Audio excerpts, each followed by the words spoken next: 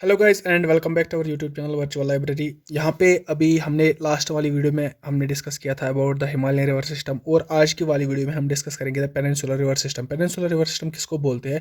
जिनका origin peninsular प्लेटो में से होगा, जब या पेनिनसुलर इंडिया में से जिनका ओरिजिन या सोर्स होगा उसको हम बोलते हैं पेनिनसुलर रिवर सिस्टम या पेनिनसुलर रिवर्स, उन्हीं रिवर्स को बोलते हैं। हमारे पेनिनसुलर रिवर सिस्टम में हमारे दो टाइप्स के रिवर्स आते हैं। एक टाइप है हमारा जो ईस्ट की तरफ फ्लो करते हैं, उनको बोलते हैं ईस्ट फ्लोइंग रिवर्स, और दूसरा है जो हमारा वेस्ट फ्लोइंग रिवर्स। देखो, इस वीडियो में मैं टेक्निकल टर्म में ज़्यादा फोकस करूंगा, कोर कंसेप्ट्स में ज़्यादा फोकस करूंगा। मैं ये जो पीडीएफ मैंने इधर पे बना के रखे ना, 5 मिनट लगेंगे इसको पढ़ने में, कोई मसला नहीं है, लेकिन जो कोर कंसेप्ट्स है वो समझना मेरे ख्याल से बेटर है। ठीक है, यहाँ पे अगर मैं पहले बात करूंगा ईस्ट फ्लोइंग रिवर्स किनको बोलते हैं, जो ईस्ट की तरफ या बे ऑफ बंगाल में ड्रेन आउट होती है। यहाँ पे बे ऑफ बंगाल है, इधर की तरफ ड्रेन आउट होती है, और यहाँ पे अरबियन सी है, जो अरबियन सी में ड्रेन आउट होंगे उनको बोलते हैं वेस्ट फ्लोइंग रिवर्स। ठीक है, ईस्ट फ्लोइंग रिवर्स की अगर मैं बात करूँ, महानदी, गोदावरी, कृष्णा, कावेरी, और अगर मैं वेस्ट फ्लोइंग की बात करूँ तो यहाँ पे माही, नर्मदा एंड तापी। ठीक है, अब वेस्ट फ्लो क्यों होते हैं, ईस्ट फ्लो क्यों होते हैं? वेस्ट फ्लो इसलिए होते हैं क्योंकि वो रिफ्ट वैलीज में से पास होती है, क्योंकि ब्लॉक माउंटेन्स बनते हैं, उनका स्लोप उधर से बनता है। वो मैंने पिछली वाली वीडियोस में डिस्कस किया है, आप जाके देख सकते हैं अगर आपको नहीं पता। और अगर मैं इधर इधर पे ईस्टर्न फ्लोइंग रिवर्स की बात करूंगा, ईस्ट फ्लोइंग रिवर्स क्यों बनते हैं? देखो, मैंने आपको बताया था, अगर आपको याद होगा अच्छे से समझिएगा। ठीक है, बहुत इंपॉर्टेंट है। यहाँ पे इरोशन प्लेट है, यहाँ पे इंडियन प्लेट है, यहाँ पे कुछ रिवर्स इधर से आ रही थी, ऊपर से इरोशन प्लेट से। इरोशन प्लेट से जो रिवर्स आती थी वो इधर डेथ सी में जाती थी। ठीक है, लेकिन क्या हुआ, जब हिमालयाज बन गए, इधर पे फॉर्मेशन ऑफ हिमालयाज हो गई, कोल्यूजन फोरस इधर पे क्रिएट हो गया। इधर इस वाले पोर्शन में कोल्यूजन किसको बोलते हैं? जब दो चीज़ें आपस में टकरा जाएंगी, उधर पे जो फोर्स बनेगा उसको कोल्यूजन फोर्स बोलते हैं। इधर पे कोल्यूजन फोर्स बने, कोल्यूजन फोर्स की वजह से क्या हो गया, इंडिया में क्रैक्स पड़ गए। इंडिया में क्रैक्स पड़ने की वजह से क्या हो गया, देखो मैं इधर पे एक क्रैक की बात करूंगा, इधर पे इस वाले पोर्शन में, जस्ट इस वाले पोर्शन में, यहाँ से नहीं। ठीक है, इस वाले पोर्शन में क्रैक्स पड़ गए। इस वाले पोर्शन में क्रैक्स पड़ने की वजह से क्या हो गया, इसमें से कुछ पार्ट सेपरेट हो गया। अब मैं इधर पे दिखाऊंगा कैसे। देखो, ये हमारा इंडियन प्लेट बन गया, ये हमारे हिमालयाज बन गए, और इधर से थोड़ा सा हिस्सा इसका सेपरेट हो गया इससे। अब सेपरेट होने की वजह से क्या हो गया, लाइक मैं इधर पे दिखाऊंगा आपको, ये हमारा इंडियन प्लेट है, ये इसका वो पार्ट जो सेपरेट हो गया। अब सेपरेट होने के बाद ये सबमर्ज हो गया। सबमर्ज होने की वजह से क्या हो गया, ये डूब गया। उसका मतलब है ये डूब गया, इसके नीचे चला गया। जब इसके नीचे चला गया, मैं मान के चलता हूँ ये इधर पे इस तरह था, क्रैक पड़ गया। अब क्या हुआ कि ये वाला थोड़ा सा पार्ट क्रैक की वजह से छूट गया था, ये अब इसके नीचे आ गया। नीचे आने की वजह से सबमर्ज जब हुआ, आप देख सकते हैं कि इंडियन प्लेट की टोपोग्राफी, ये ऊपर आ गया, ये वाला रीजन नीचे आ गया। जो रिवर्स इधर फ्लो करती थी वो सारी की सारी चली गई कहाँ पे, बे ऑफ बंगाल में। उनको हम बोलते हैं ईस्ट फ्लोइंग रिवर्स। आगे डिस्कस करेंगे हम कुछ फीचर्स, जनरल फीचर्स इसके बारे में। जनरल फीचर्स में हमारी पहली फीचर है एग्जांपल ऑफ कॉन्कोर्डेंट रिवर सिस्टम। देखो, दो रिवर टाइप होते हैं, एक होता है कॉर्डेंट, दूसरा होता है कॉनकॉर्डेंट। ठीक है, ठीक ठीक है। देखो, कॉर्डेंट रिवर्स क्या है? कॉर्डेंट रिवर्स हमारे हिमालयाज है, और हिमालय रिवर्स है, और कॉनकॉर्डेंट हमारे पेनिनसुलर रिवर्स है। अब सर उनका मतलब क्या होता है? देखो, अगर एक रिवर यहाँ से फ्लो करता है, मैंने आपको बताया इधर पे रिवर फ्लो करता है, ठीक है, इरोशन प्लेट से रिवर्स आती थी। अब जब जो रिवर्स इनको हिमालयाज सामने आ गए, जो रिवर्स इन हिमालयाज को यहाँ पे ये फ्लो करती थी, इस तरह कट कर गया और नीचे चला गया सीधे। ठीक है, जो कट कर जाता है एक रिवर को, उसको हम बोलते हैं कॉर्डेंट। एक माउंटेन को, ठीक है, एक माउंटेन को जो रिवर कट करता है उसके स्लोप को फॉलो नहीं करता है, बल्कि वो अपना रास्ता खुद निकालता है, उसको कट करता है, उनको बोलते हैं हम कॉर्डेंट रिवर्स। उसी तरह अगर मैं कॉनकॉर्डेंट की बात करूंगा, लाइक ये माउंटेन है, ठीक है, ये माउंटेन है, इधर पे यहाँ से रिवर आ गया, इसको क्या करना था, अगर इसकी स्पीड अच्छी होती, अगर ये यंग होता तो ये इसको कट कर जाता। ठीक है, लेकिन पेनिनसुलर रिवर्स की आपको पता है कि उनकी एज ज़्यादा है, वो पहले ही बने थे। हिमालय रिवर्स की देखो, अगर पेनिनसुलर रिवर्स इधर पहले ही थे, उसके बाद हिमालयाज बने, और हिमालयाज के बाद हिमालय रिवर्स बन गए। तो अगर मैं एज की बात करूंगा, हिमालय रिवर्स यंग है age compare to peninsular rivers. और अगर पेनिनसुलर रिवर्स की बात करूंगा, इनके रिवर जो है वो मैच्योर है, मैच्योर स्टेज में। मैच्योर स्टेज में मतलब क्या होता है, मैंने पिछली वाली वीडियो में समझा के रखा है।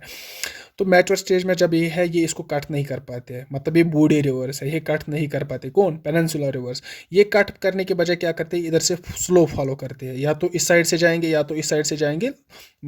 मतलब गर्ज इससे है कि कट नहीं करते। जो कट नहीं करेंगे और जो टोपोग्राफी फॉलो करेंगे, उन रिवर्स को हम बोलते हैं कॉन्कोर्डेंट रिवर सिस्टम। ठीक है, दूसरा पॉइंट हमारा है इधर पे they are non perennial in nature. इधर पे आप एन लिखिएगा, नो लिखा है, non perennial in nature. Perennial का मैंने आपको बताया था हिमालय रिवर्स में कि वो रिवर्स जिनका और सोरस ग्लेशियर्स होगा, जिनमें water through out the year रहता है, उसको हम बोलते हैं पेरिनियल रिवर्स। लेकिन जो अगर हम पेनिनसुलर रिवर्स की बात करेंगे, इनमें water through out the year नहीं रहता है, क्योंकि ये डिपेंडेंट रहते हैं मूनसून और रेनफॉल पे। रेनफॉल होगा तभी वाटर भी होगा, रेनफॉल नहीं होगा वाटर की लेवल कम होगी, इवन के कुछ पार्ट्स में पूरी ड्राइनेस आ जाती है। ठीक है, तीसरा पॉइंट हमारा है peninsular rivers are older than Himalayan rivers. ये आपको मैंने बताया। Peninsular rivers are in their mature stage, ये भी मैंने आपको बताया, क्योंकि मैच्योर स्टेज में होने का मतलब क्या है वो मैंने पिछली वाली वीडियो में समझा के रखा। नहीं, मैं फिर से बताता हूँ, कोर कंसेप्ट एक है, बता ही देता हूँ। ठीक है, देखो क्या होता है, जो यंग रिवर्स है, दो टाइप के रिवर्स है, एज यंग एंड मैच्योर। ठीक है, फर्क क्या है, देखो फर्क क्या है। जो यंग रिवर्स होती है इनकी ये नैरो होते हैं, पहली बात है ये नैरो होते हैं। अगर मैच्योर की बात करूंगा ये वाइड होते हैं। लेकिन अगर मैं इन्हीं की बात करूंगा ना, ये डेप्थ में बहुत होते हैं। लाइक अगर ये फ्लो करता है, इसकी डेप्थ इतनी है, इसकी डेप्थ इतनी है, इस डेप्थ में से फ्लो करता है। लेकिन अगर मैं मैच्योर रिवर्स की बात करूंगा ना, इनकी डेप्थ कम होती है। अगर इनकी डेप्थ इधर है, इनकी भी डेप्थ पहले जब ये अपने यंग स्टेज में थे इनकी डेप्थ भी इतनी थी। लेकिन क्या हुआ, रिवर फ्लो करता रहता है ना, इधर से रिवर फ्लो करता रहता है। ये अपने डिपोजिशंस कुछ रिवर में भी डालता है, अपनी डेप्थ में भी। ये अपनी डेप्थ को ही फिल करने लगता है। इसकी वजह से क्या होगा, जो न्यू डेप्थ बनती है ना वो इतनी ही रह जाती है, डेप्थ कम हो जाती है। मैच्योर रिवर्स की डेप्थ कम हो जाती है, यंग रिवर्स की डेप्थ ज़्यादा होती है, क्योंकि उनके जो डिपोजिशंस होते हैं ना वो कम होते हैं, बहुत कम डिपॉजिट होते हैं, उनकी डेप्थ ज़्यादा रहती है और मैच्योर की कम रहती है, और वो स्पीड में भी ज़्यादा होते हैं। Like things are that. So तीसरा point, rivers originating from right side of the water divide are all east flowing rivers. देखो वाटर डिवाइड क्या है, वाटर डिवाइड एक इमेजिनरी लाइन डाल के रखी है हमने। लाइक वो एग्जाम्पल फिर से मैं दूंगा। ठीक है, ये इंडिया है ना, इधर से वाटर डिवाइड एक लाइन जाती है, फिर इधर से इस तरह, फिर इधर। ठीक है, ये वाटर डिवाइड है इंडिया का। ठीक है, वाटर डिवाइड एक इमेजिनरी लाइन है। अब लाइक यहाँ पे कोई रिवर ऑरिजिनेट करेगी, वो रिवर इधर फॉलो करेगी, इधर फॉलो करेगी। अब जो रिवर इधर से ऑरिजिनेट होगी, इधर इस पोर्शन में, वो इधर फॉलो करेगी। ठीक है, वो इधर जाएंगी। अब जो वाटर डिवाइड के ईस्टर्न साइड से जो रिवर्स फॉलो करती है वो ईस्टर्न साइड जाएंगी, और वाटर डिवाइड के जो लेफ्ट वेस्ट साइड से जो ऑरिजिनेट करती है वो जाएंगी वेस्टर्न। यहाँ पे अगर नर्मदा की बात करेंगे, यहाँ पे इसका ऑरिजिन है, तभी इधर वाटर डिवाइड को भी बैंड लेना पड़ा, क्योंकि ये नर्मदा वेस्ट फ्लोइंग रिवर है। आगे हम अच्छे से समझेंगे। ठीक है, देखो इधर पे है the flow of the peninsular plateau is towards the east, है ना, ये आपको पता चल ही गया। Because of submergence of a plate in western coast, western coast में से इधर पे एक प्लेट सबमर्ज हो गया, जिसकी वजह से अपलिफ्ट हो गया और स्लोप बन गया ईस्टर्न साइड से। ठीक है, तो दूसरा अभी हम वन बाय वन हम सब रिवर्स को डिस्कस करेंगे। पहले मैं बताना चाहूँगा east flowing rivers, Mahanadi, Godavari, Krishna, Kaveri, ये ईस्ट फ्लोइंग रिवर्स है। माही, नर्मदा, तापी, ये वेस्ट फ्लोइंग रिवर्स है। अभी हम ईस्ट फ्लोइंग रिवर्स पहले पढ़ेंगे, उसके बाद वेस्ट फ्लोइंग रिवर्स पढ़ेंगे। पढ़ना क्या क्या है, मेनली इंपॉर्टेंट हमारा रहता है पहले ऑरिजिन, सोरस क्या है, उसके बाद किस किस स्टेट में से फ्लो करता है, उसके बाद अगर कोई डैम इस पर लोकेटेड है वो इंपॉर्टेंट रहता है, और अगर कोई सिटी इंपॉर्टेंट रहती है, फेमस सिटी रहती है, वो इंपॉर्टेंट, वो चीज़ें याद रखनी है। ट्रिब्यूटरीज आपको याद नहीं रखनी है, क्योंकि ये बहुत लंबा लेक्चर बनेगा और जेकेएसएस भी हमें इस बारे में नहीं पूछता। ठीक है, अभी हम स्टार्ट करते हैं पहले हमारे ईस्ट फ्लोइंग रिवर्स से। ईस्ट फ्लोइंग रिवर्स में हमारा पहला आता है the Narmada, I am sorry the Mahanadi. Mahanadi में अगर हम बात करेंगे, ईस्ट फ्लोइंग रिवर है, देखो निकलती किधर है, छत्तीसगढ़ से जाती कहाँ है, उड़ीसा। फ्लो कहाँ कहाँ से करती है, छत्तीसगढ़ और उड़ीसा से। ये पॉइंट्स तो आप खुद भी पढ़ सकते हैं, फिर भी मैं बता रहा हूँ। छत्तीसगढ़ से ऑरिजिनेट होकर उड़ीसा की तरफ जाती है, उसके बाद फ्लो करती है बे ऑफ बंगाल में। यहाँ पे भी यही पॉइंट लिखा है। निकलती किधर है, Shiva mountains, Raipur district, Chhattisgarh. Flow कहाँ कहाँ से करती है, एक मिनट, फ्लो करती है छत्तीसगढ़ एंड उड़ीसा में से। Also called the life line of Orissa, क्योंकि ये ज़्यादातर इसका पोर्शन 47% इसका पोर्शन निकलता है उड़ीसा में से। इसका जो कैशमेंट एरिया है वो ज़्यादा उड़ीसा में ही है। इसको ये 47%, टोटल लेंगे 851, कैशमेंट एरिया इतना है। कैशमेंट एरिया क्या होता है, अगर एक रिवर है, इसकी डिस्ट्रीब्यूटरीज भी है कुछ, ये सारा डिस्ट्रीब्यूटरीज ये इरिगेशन किधर से करती है, ये कहाँ कहाँ से इसका पानी है, इस सारे एरिया को हम कैशमेंट एरिया बोलते हैं। ये अराउंड 1.42 लाख स्क्वायर किलोमीटर्स है। वर्ल्ड्स लॉन्गेस्ट डैम, वर्ल्ड में जो सबसे लॉन्गेस्ट लंबा डैम है वो हीराकुड डैम है, जो कि संबलपुर रीजन में है। वो डैम किस पे बना है, हमारी महानदी पे। दूसरे रिवर पे आते हैं हमारी गोदावरी पे। गोदावरी की अगर हम बात करेंगे, सोरस इंपॉर्टेंट है। नासिक अगर आपको पता होगा महाराष्ट्र में है, ये यहाँ पे अगर आपको पता होगा, देखो नासिक अगर हम त्र्यंबकेश्वर की बात करेंगे, त्र्यंबकेश्वर एक टेम्पल भी है। त्र्यंबकेश्वर एक हिल रेंज भी है, टिम्बकेश्वर एक प्लेटू भी है। अब ये निकलती है टिम्बकेश्वर प्लेटू से, है एक ही जगह लेकिन फिर भी मैं बताता हूँ आपको जनरल नॉलेज के लिए। महाराष्ट्र में से निकलती है, ऑल्सो कॉल्ड दक्षिण गंगा, इसको दक्षिण गंगा बोलते हैं। Largest peninsular river out of all peninsular reverse, चाहे ईस्ट फ्लोइंग है चाहे वेस्ट फ्लोइंग है, सबसे लॉन्गेस्ट लार्जेस्ट रिवर कौन सी है? हमारी गोदावरी। इंपॉर्टेंट पॉइंट बन जाता है। टोटल लेंथ 1465, 49% ड्रेनेज बेसिन इन महाराष्ट्र, 49 ड्रेनेज बेसिन इसका महाराष्ट्र, मतलब ज्यादा एरिया इसका महाराष्ट्र में पड़ता है। पोलावरम, ये इंपॉर्टेंट है, dam is located on Godavari, इस पे पोलावरम डैम है। तीसरा अगर हम बात करेंगे कृष्णा की, देखो यहाँ पे अगर मैं कृष्णा को डिमार्केट की हुई है मैंने, कृष्णा किधर से ऑरिजिनेट होती है? से महाराष्ट्र में से ऑरिजिनेट होती है, उसके बाद कर्नाटका, उसके बाद तेलंगाना, उसके बाद आंध्र प्रदेश, मतलब ये 4 स्टेट्स में से निकल के आ जाती है। ठीक है, यहाँ पे अगर हम कृष्णा की बात करेंगे किधर से निकलती है, देखो इन सह्याद्री हिल, सह्याद्री मैंने बताया था कि वेस्टर्न घाट्स का दूसरा नाम सह्याद्री है, सह्याद्री हिल्स में से निकलती है। नियर महाबलेश्वर, ये भी महाबलेश्वर, हाँ ये टेम्पल है। सतारा डिस्ट्रिक्ट ऑफ महाराष्ट्र, ये भी महाराष्ट्र से ही ऑरिजिनेट होती है। कितने स्टेट्स में से फ्लो करती है? सब 4 स्टेट्स में से फ्लो करती है। कौन कौन सी? महाराष्ट्र, कर्नाटक, तेलंगाना, आंध्र प्रदेश। यहाँ पे मैं फिर से दिखाऊंगा को कृष्णा की अगर हम बात करेंगे, महाराष्ट्र से में से ऑरिजिनेट होती है, उसके बाद यही जाती है कर्नाटका में, उसके बाद तेलंगाना में से जाती हुई कहाँ पे जाती है? फिर आंध्र प्रदेश में। और अगर मैं इधर पे बात करूँ, ये बनाती है, यहाँ पे एक डैम लोकेटेड है इस पे जिसका नाम है, देखो डैम्स तो बहुत है, अलामती डैम है, नाग अर्जुना डैम है, या सिरासलम डैम है, या कोयना डैम है। कोयना एक्चुअली में ट्रिब्यूटरी है कृष्णा की, उसी ट्रिब्यूटरी पे डैम है कोयना, उसी को बोलते हैं कोयना डैम। यहाँ पे इंपॉर्टेंट बन जाता है नाग अर्जुना सागर डैम। नाग अर्जुना सागर डैम जो है ना, वो एक बाउंड्री बनाता है, कृष्णा रिवर पे है, या मैंने आपको बताया यहाँ पे लोकेटेड है, तेलंगाना और आंध्र प्रदेश के बीच में ये बॉर्डर पे लोकेटेड है। तो ये इंपॉर्टेंट पॉइंट बन जाता है। इधर पे अगर हम कावेरी की बात करेंगे, कावेरी 2 ही स्टेट्स में से फॉलो करती है, कर्नाटका में से। कर्नाटका में देखो, हम एक मिनट, हमने शायद उसके पॉइंट्स नहीं पढ़े। देखो Hyderabad is located on tributary, Krishna की अगर मैं बात करूंगा, Hyderabad is located on the tributary Musi tributary Krishna की है, उस पर हैदराबाद लोकेटेड है। Second largest east flowing river after Godavari हमने इससे पहले जो पढ़ी वो ईस्ट फ्लोइंग रिवर सबसे बड़ी है। और अगर मैं इधर पे बात करूंगा, यहाँ पे कृष्णा सेकंड लार्जेस्ट है। अलामती डैम ये हमने पढ़ा। और उसके बाद हम कावेरी पढ़ेंगे। कावेरी देखो ऑरिजिनेट कहाँ से करती है? कर्नाटका से, जाती किधर है? तमिलनाडु में। अब इंपॉर्टेंट क्यों है? क्योंकि इसमें डिस्प्यूट रहता है। ठीक है, देखो कावेरी ताल कावेरी से निकलती है, ब्रह्मगिरी रेंज वेस्टर्न घाट्स में पड़ती है, कोगाडू डिस्ट्रिक्ट ऑफ कर्नाटका में से ऑरिजिनेट होती है। अब मैंने इतने क्यों लिखे? मैं खाली कर्नाटका लिख सकता कि जेकेएस भी कुछ भी पूछ सकता है, उनको अपने तक सारा है, वो कुछ भी पूछ सकते हैं, तभी मैंने सारे पॉइंट्स इधर पे लिख के रखे हैं। ठीक है, यहाँ पे फ्लो कहाँ करती है? देखो कर्नाटका में से ऑरिजिनेट होके फिर ये तमिलनाडु जाती है, इन्हीं 2 स्टेट्स में फ्लो करती है। इनमें वाटर डिस्प्यूट बहुत रहता है, वाटर शेयरिंग पे इनको बहुत प्रॉब्लम्स आती है। Kaveri is a disputed river between Karnataka and Tamil Nadu. मतलब हुआ इस तरह की, वहाँ पे देखो जब कर्नाटक के लोग तमिलनाडु जाते हैं, चाहे जॉब करने चाहे पढ़ने, वहाँ पे कुछ मारपीट मतलब न्यूज़ में आया था कि वो लोग इनको मारते हैं, ये लोग उनको मारते हैं, खाली एक ही रीज़न है, वो कावेरी है। देखो कितना बड़ा बवाल मचा रही है ये। ऑल्सो नेम्ड एज बूढ़ी गंगा। कावेरी को कुछ लोग दक्षिण गंगा भी बोलते हैं, लेकिन आप याद रखिएगा दक्षिण गंगा कावेरी को नहीं बोलते हैं, दक्षिण गंगा इंस्टेड गोदावरी को बोलते हैं। Also named as Budha Ganga. All peninsular rivers are non perennial except Kaveri. ठीक है, ये पॉइंट बहुत इंपॉर्टेंट बन जाता है। देखो मैंने आपको बताया पेनिनसुलर रिवर जो सारे हैं वो नॉन पेरिनियल इन नेचर है, लेकिन अगर हम उधरी कावेरी की बात करेंगे ये पेरिनियल है। पेरिनियल मतलब ये इसका फ्लो जो है वाटर का वो थ्रू आउट द ईयर रहता है। अब वो रहता क्यों है? टेक्निकल टर्म आ गई समझने के लिए।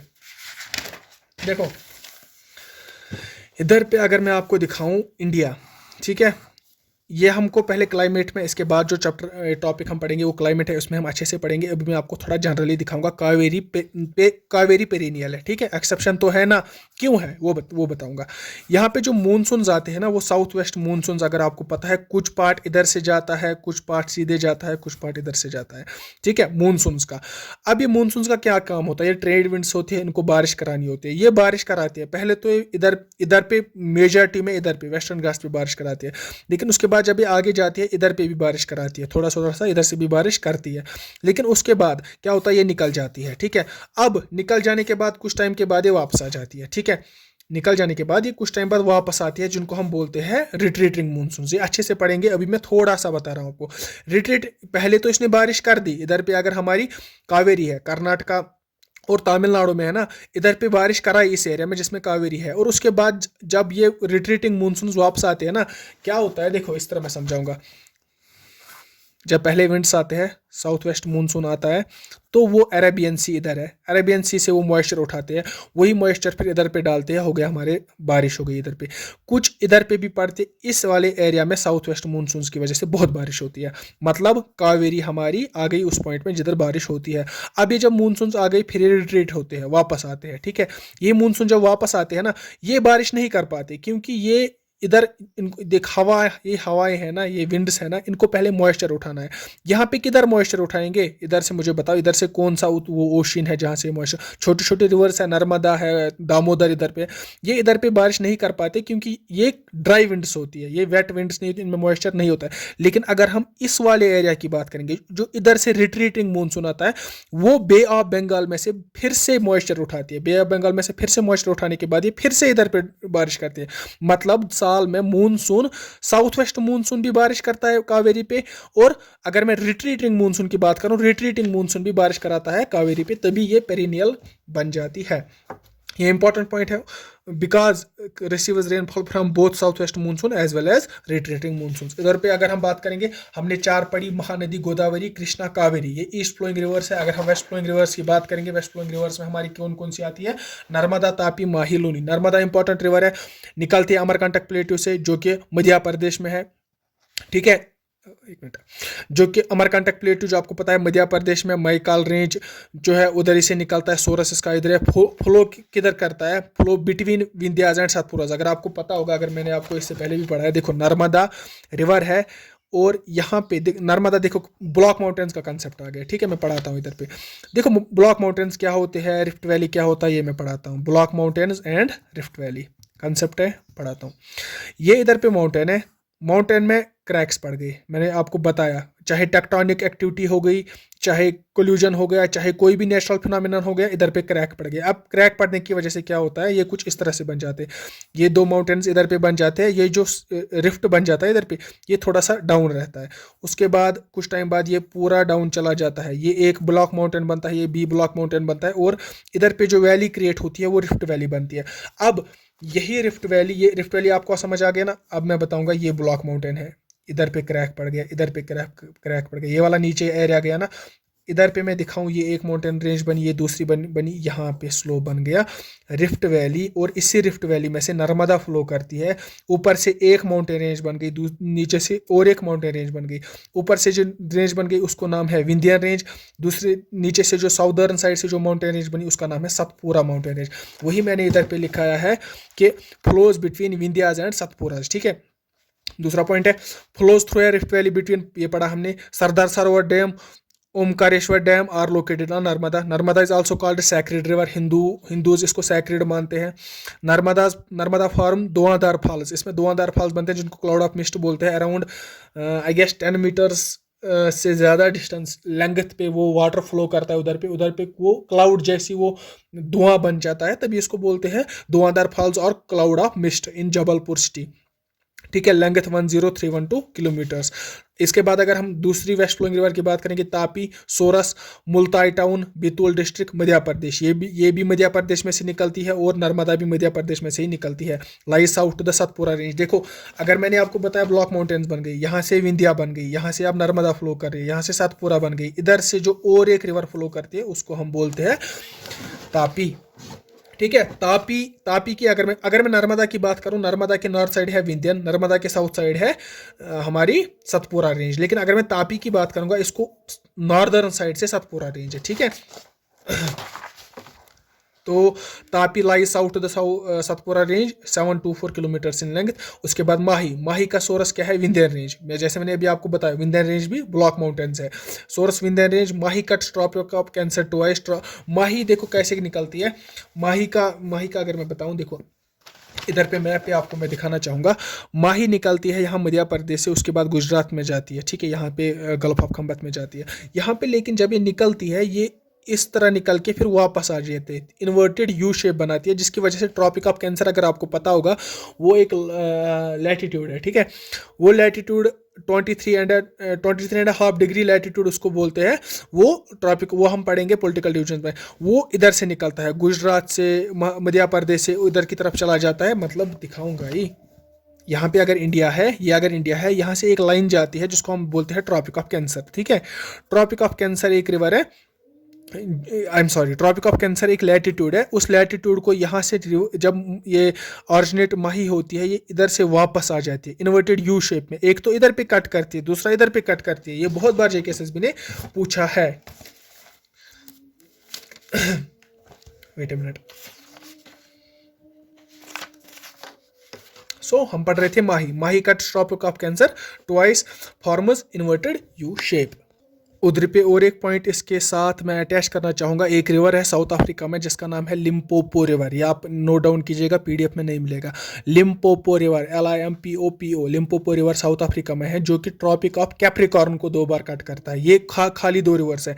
एक तो माही जो ट्रॉपिक ऑफ कैंसर को 2 बार कट करती है, और लिम्पोपो जो कि साउथ अफ्रीका में है, वो ट्रॉपिक ऑफ कैप्रिकॉर्न को 2 बार कट करती है, ठीक है। ट्रॉपिक ऑफ कैंसर क्या है, ट्रॉपिक ऑफ कैप्रिकॉर्न क्या है, ये 23.5 क्यों है नॉर्थ वर्ड्स, वो 23.5 क्यों है साउथ वर्ड्स, ये सारे टॉपिक्स पॉलिटिकल डिविजन्स में आते हैं, जो कि हमने अभी नहीं पढ़े है। उसके बाद लूनी रिवर आती है हमारी वेस्ट फ्लोइंग रिवर्स में से। इसका सोर्स है Aravalli range, Pushkar valley, Aravalli range Ajmer के पास है, ठीक है। राजस्थान में से ऑरिजिनेट होती है। Luni river disappears instead of draining in Arabian sea. देखो अब ये जब लूनी रिवर इधर से निकलती है ना, लूनी आई गेस मैंने, हाँ लूनी मैंने ये मार्क नहीं किया। मार्क क्यों नहीं किया, देखो ये अगर इधर पे अरावलीज दिखानी है मुझे, अगर मैं अरावलीज दिखाऊं, उसके बाद लूनी इधर पे दिखाऊं, ये सारी ना सुपर इम्पोज हो जाएंगे, आपको कंफ्यूजन हो जाएगा। तभी मैंने लूनी इधर पे नहीं दिखाई है। लूनी आप याद रखिए, अरावली आपको पता है ना, फिजियोग्राफी मैंने आपको सारी पढ़ाई है। अरावली से ऑरिजिनेट होके पुष्कर वैली, अरावली अजमेर से ऑरिजिनेट होती है।